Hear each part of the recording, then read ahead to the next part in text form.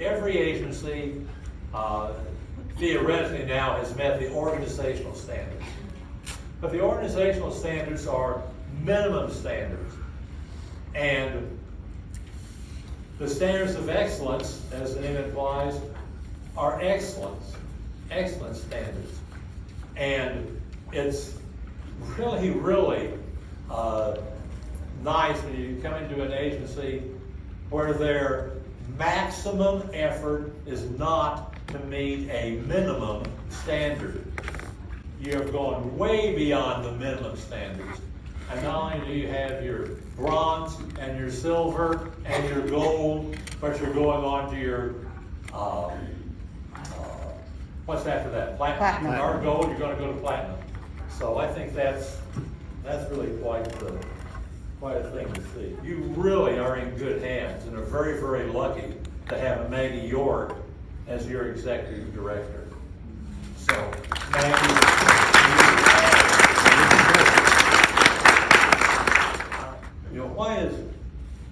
what's the importance of history? Why do history?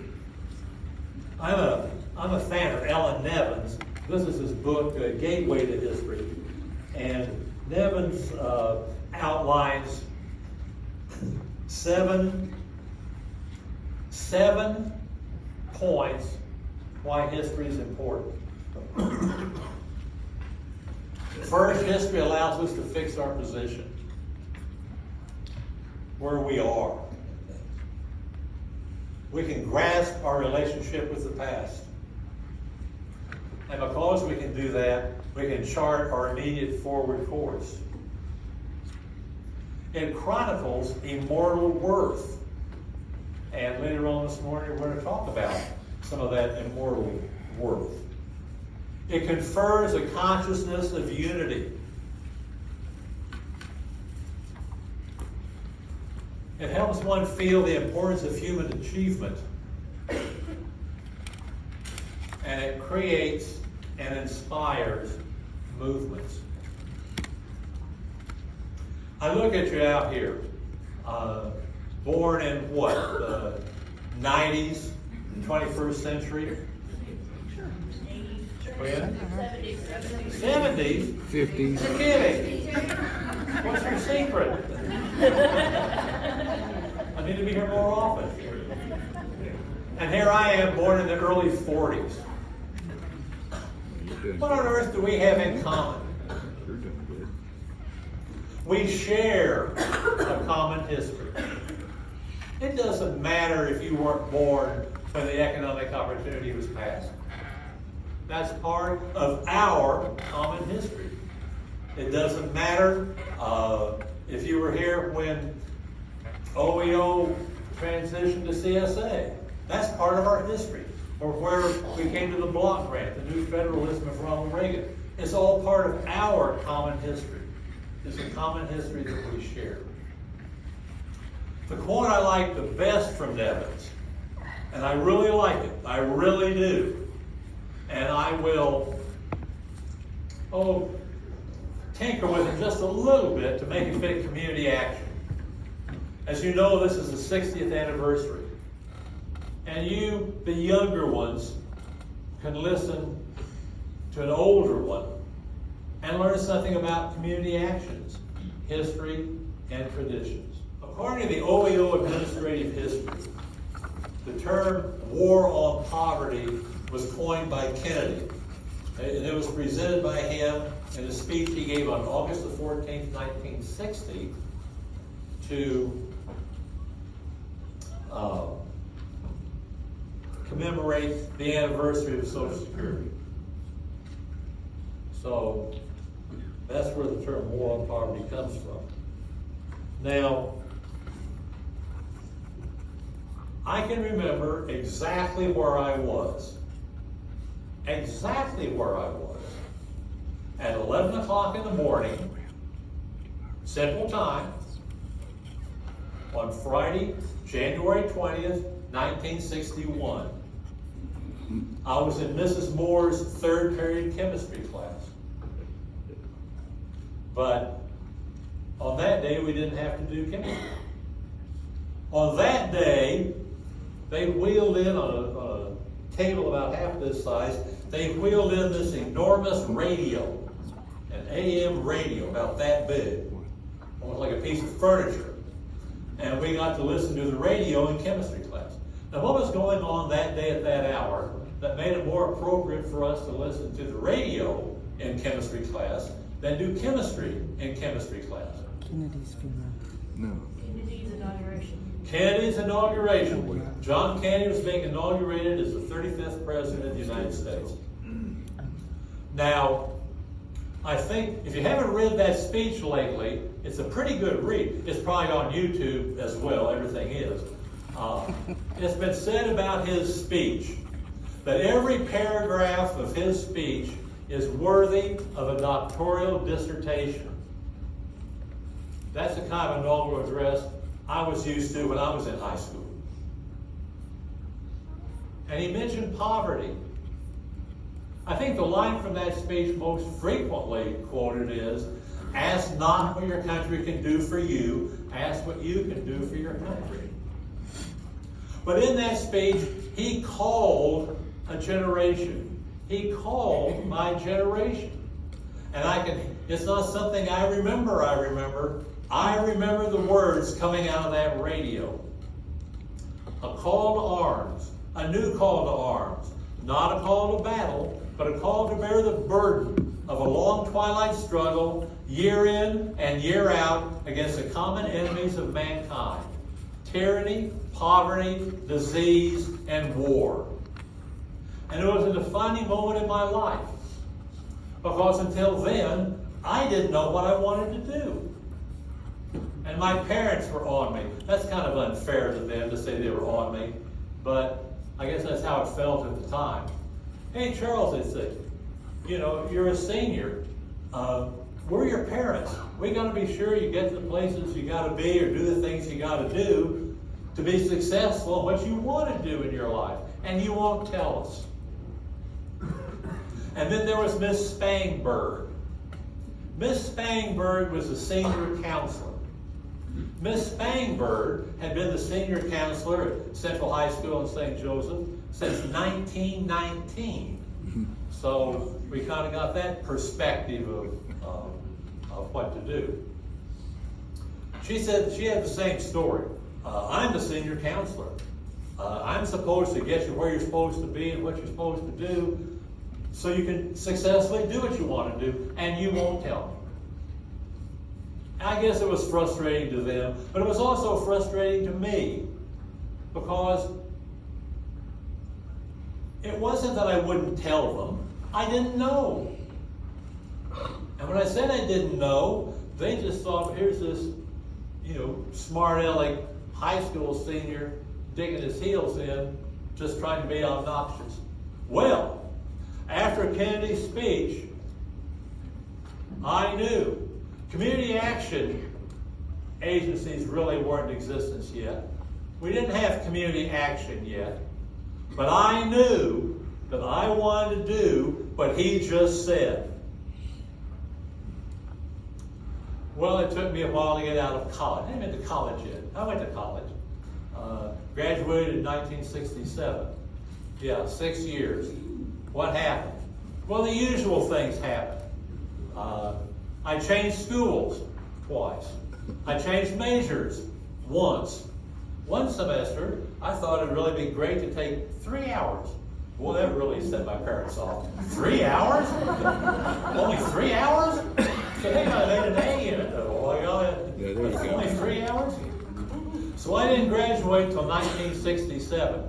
And in June of 1967, I started working for a community action agency. I knew what I wanted to do. Well, things were going on there when I was in college. Just after, you had Michael Harrington. Michael Harrington was a sociologist. He wrote a book called The Other America. He wrote another book too called The New American Poverty. But in The Other America, he coined the term the invisible poor. Have you ever heard that term? the invisible poor. The poor are invisible, not sick and neglected, and not even seen. Kennedy read that, and there was some other poverty literature of the time.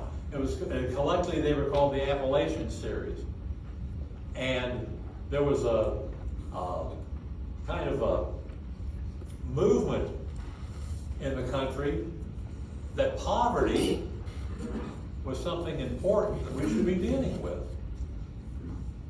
So you had Harrington. You had something called Mobilization for Youth. Mobilization for Youth was part of Robert Kennedy's juvenile delinquency prevention program. And it's one of a couple of models of community action. Why is it a model of community action?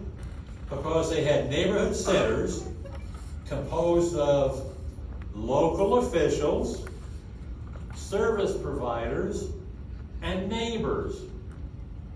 And if you look at that kind of fuzzy, that's sort of like the board, where you had local officials, service providers, and neighbors.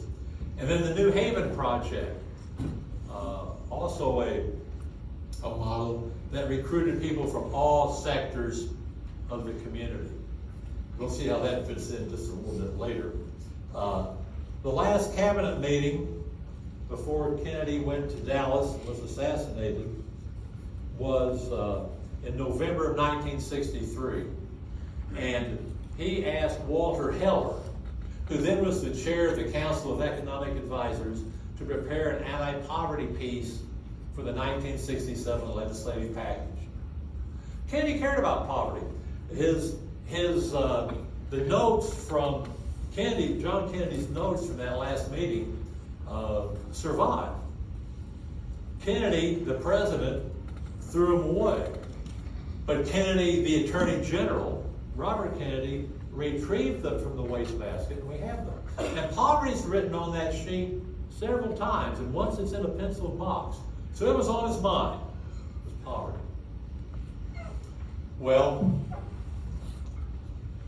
there's Dallas, and then comes Johnson. Lyndon Johnson. Heller, according to the OAO administrative history, Heller talked to Johnson just a couple of days after he became president about this anti-poverty piece. And Johnson said, that's my kind of program, full speed ahead. So, I think that it'd be fair to say that community action owes its roots from the vision of Kennedy, but then the muscle of Johnson. Johnson was a master at getting things through Congress. I'm the last one that survives. Well, there were two of us, Don Warren and me, were the last two that survived. The Missouri Old Timers group. But when the Old Timers were meeting, it was an intellectual discussion. Did we think that Kennedy had the horsepower to get this anti-poverty bill passed? Kennedy already had a civil rights bill that was floundering in Congress. You know what Johnson said about that? I'm going to get that young man's civil rights bill passed, and we're not going to change a single word in it. And he did. The Civil Rights Act of 1964. And then we had the Economic Opportunity Act of 1964 as well. Well, Johnson hasn't been president for only a couple of months. And on January 8th, 1964, in the State of the Union address, he declared unconditional war on poverty. Just think, a sitting president of the United States in the State of the Union declaring war on poverty. It will be the policy of the United States to eradicate the paradox of poverty in the midst of plenty. Sometimes in community action, we like to talk about affecting public policy. Well, let me tell you, that's public policy big time. The policy is to eradicate poverty. That's big. That's big. Well, let's see.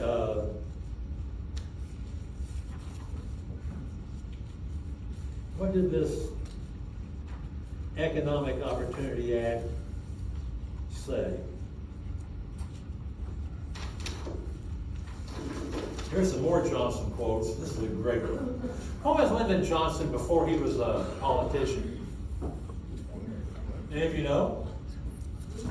Yes, that's right. Who said that? Correct. He was a school teacher. And where did he teach? Texas, in the hill country, in the Depression. And the children that he taught were Depression-era children. And they were minorities as well. And it's on the, if you go to the library in Austin, I've listened to the tape. He said that, he said, I walked home with those children. He said, I saw they didn't have any shoes. I saw the places they had to live. I saw what their life was. And gosh, I wish I could do more for those children. Well, by golly, now it's 1964, and by golly, I'm going to. And he did. He did. He's called for the war on poverty, the objective total victory. Millions of Americans have not shared in the abundance been granted to most of us, and to whom the gates of opportunity have been closed. What does this poverty mean to those who endure it? It means the daily struggle to secure the necessities for even a meager existence. It means that the abundance, the comforts, the opportunities they see all around them are beyond their grasp. And worst of all, it means hopelessness for the young. I'm a big fan of Johnson. I really am. Well, his poverty program has certain objectives. There were 5 of them. Improving regional economies in cooperation with states, rehabilitating urban and rural communities, expanding educational and job opportunities for youth, promoting adult education and training, and providing community help for the growing numbers of aged poor.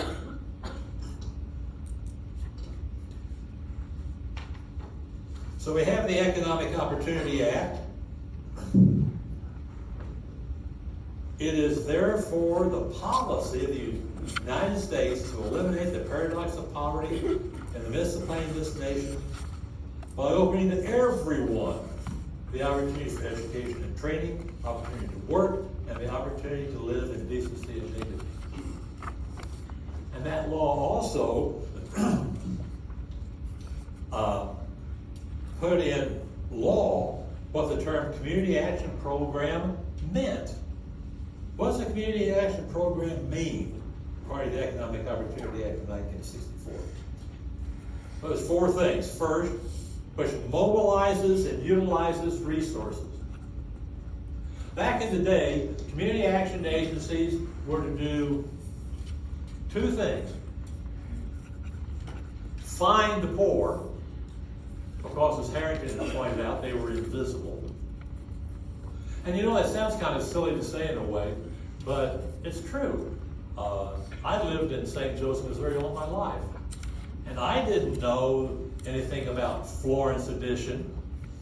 It was a triangle bounded on one side by the expressway, on one side by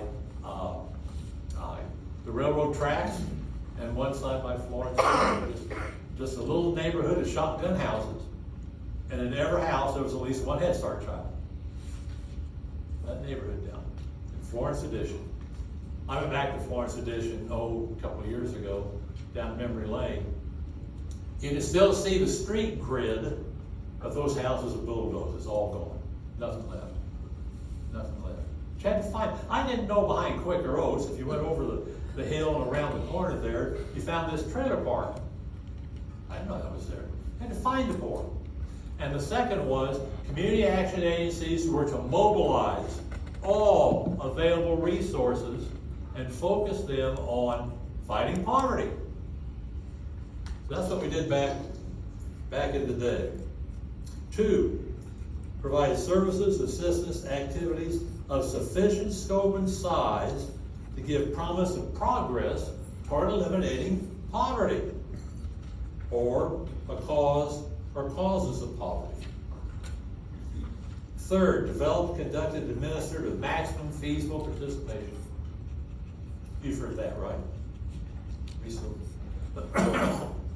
talk about maximum feasible participation. I'm told Richard Boone at the meeting this law was crafted, he represented labor, was the one who really lobbied hard to get the maximum feasible participation. And which is conducted, administered, coordinated by public or private, nonprofit, other than a political party or a combination thereof. So, we begin to get community action agency. Let's see, Sergeant Shriver. And the three principles of Shriver. Now, who is Sergeant Shriver? Do we know who Sergeant Shriver was? The American Idealist, the story of Sergeant Shriver. I think it's cut up into pieces, but this is on YouTube. I think the actual DVD is just a tad under 87 minutes. Who is Sergeant Shriver? And what was he to us? Let's start at the most recent. And he is deceased now. But we last knew Sergeant Shriver as Arnold Schwarzenegger's ex-father-in-law. Yeah.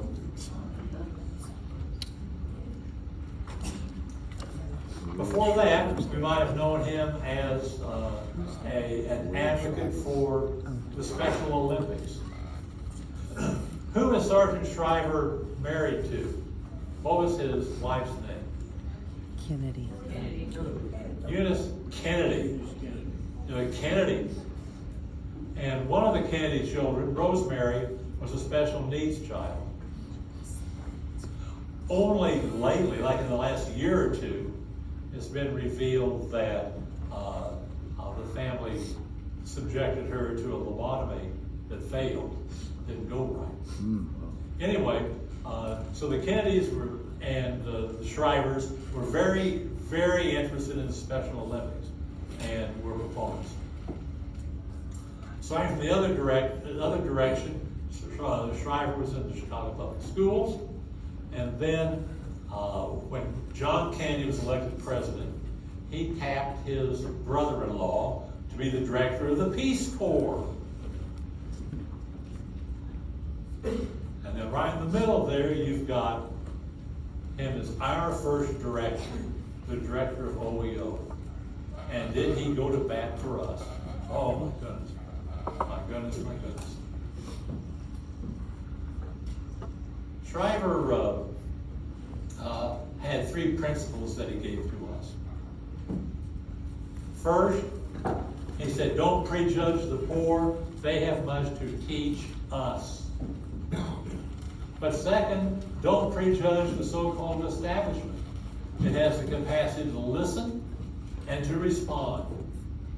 And third, don't cry failure at the first sign of controversy. He went on to describe officialdom's relationship with the poor like this, and you can do it in your mind. That's what I'm talking about. Shriver said, think about the last time you went to the doctor. I'm not talking about the person up front that wants your insurance card or that. I'm talking you're in that small room, you're on that steel table, you're maybe wearing a funny little gown, and you're waiting for the doctor. And you wait, and you wait, and you wait, and you wait, and you wait. Eventually, that quick tap on the door, and then the doctor comes. What's the first thing the doctor says? What's wrong? How are you? How do I help you today? Where do you hurt? He said, that's what we're asking for. And that's what involvement of the poor is all about. So, we got Shriver. He was our leader. And Sergeant Shriver cared about each one of you because of your commitment to community action. He cared about you personally. So Shriver's principles. Well, we go on, and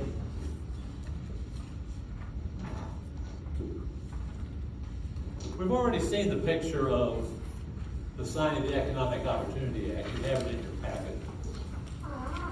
This is August of 1964. Here's a picture taken in Carr Square in St. Louis, April 1965. This is the first staff of the Human Development Corporation. They've come together for training. And let me tell you, back in the day, the Human Development Corporation was a powerhouse community action agency. Would you think it's fair to say that most of the people in this picture are white, mature males, and they're all wearing the uniform? The dark suit, the white shirt, a skinny little striped tie, and I'll bet if you could see them, shiny black shoes. Now this was 1964. Was there any particular outcry of the composition of this group in 1964? No. No. No. This was the expectation. This was the expectation.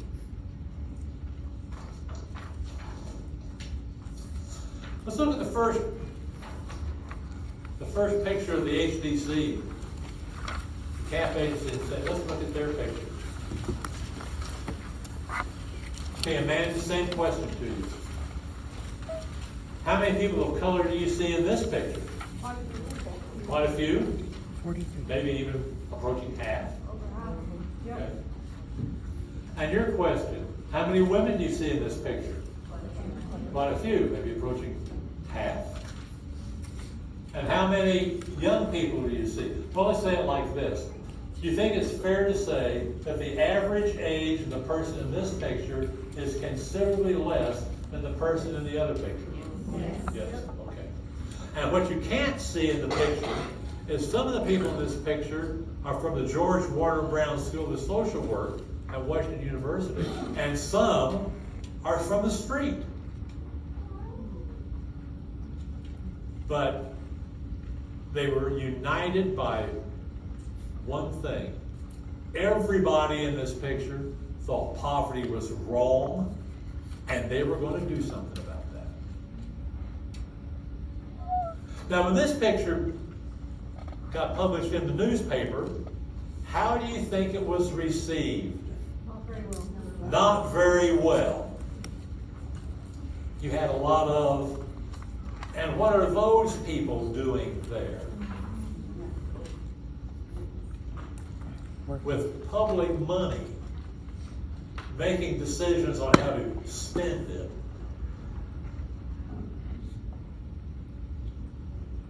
And maybe a little fear too. Remember Dylan's song, "The Times They Are a Changin'."